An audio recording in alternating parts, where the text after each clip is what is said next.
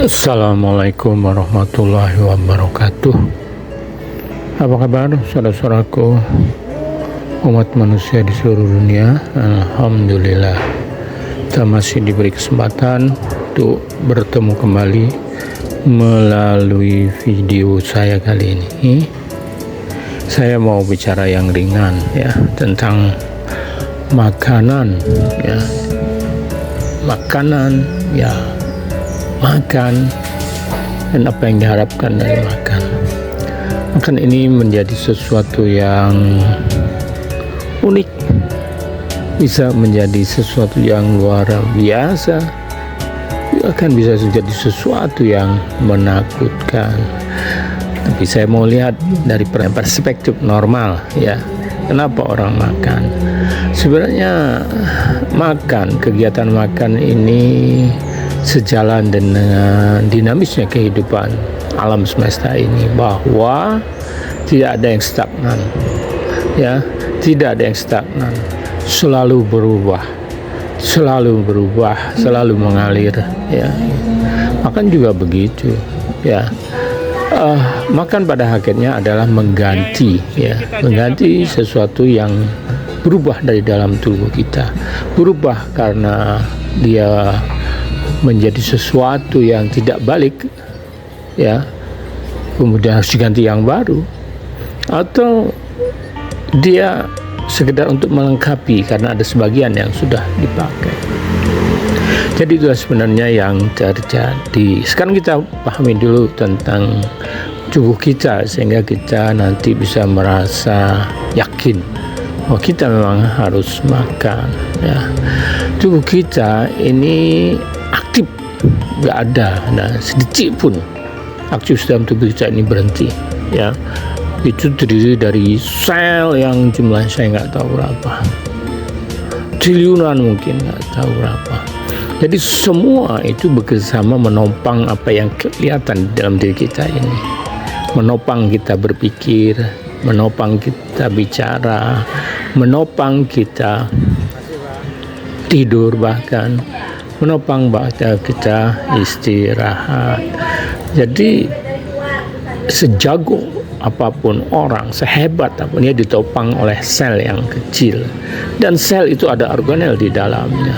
Nah, semuanya itu bergerak ya, pendorongnya itu adalah energi ya. Sama seperti motor, mobil, semua bergerak kan energi ya, bensin.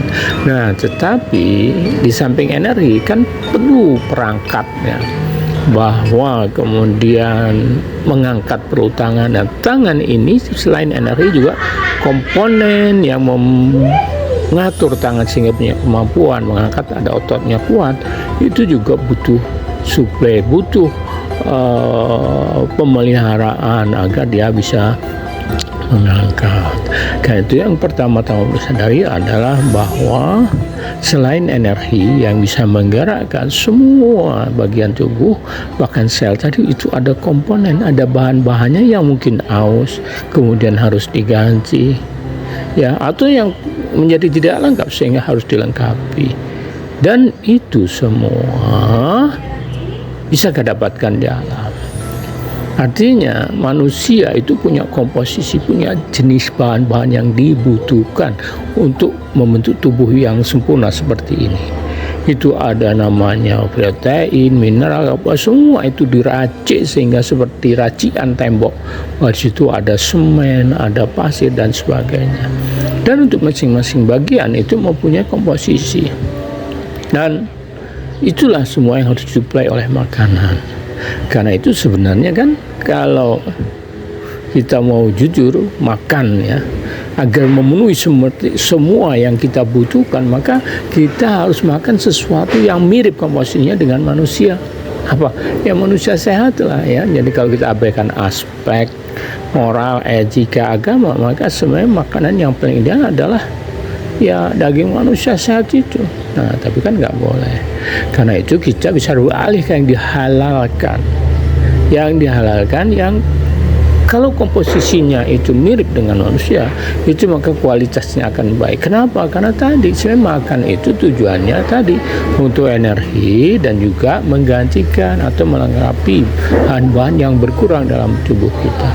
Tentunya kalau yang kita makan itu mengandung semua atau hampir semua yang kita butuhkan, itu kualitasnya bagus. Nah, biasanya dari situlah kita tahu bahwa ya semakin mempunyai kedekatan itu semakin bagus. Maka biasanya yang hewani karena punya kedekatan ya, dia akan lebih berkualitas dibandingkan dengan yang nabati.